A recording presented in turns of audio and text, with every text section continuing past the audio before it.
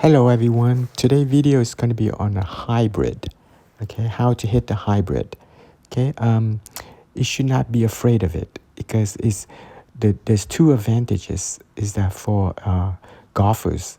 That the first one is that it's like replacing a 4-iron or 5-irons. If you cannot hit the 4-iron or 5-irons, okay, you have a hard time on that. The second thing that you can use the hybrid is the missing gap distance that you don't have. Like if you have for example, if you hit an iron 130 yard and then you hit a wood, it's 170. So you're missing that gap distance right there from 130 to 170 in between that. That's where you use the hybrid, okay? And then for the hybrid, you have to think of it's not an iron anymore, because what the manufacturing they did is they designed it in a way that the club head is geared toward the wood club heads.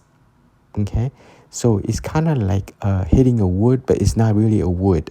But the motion, the plane, everything is like hitting a wood, even though you cannot hit the wood.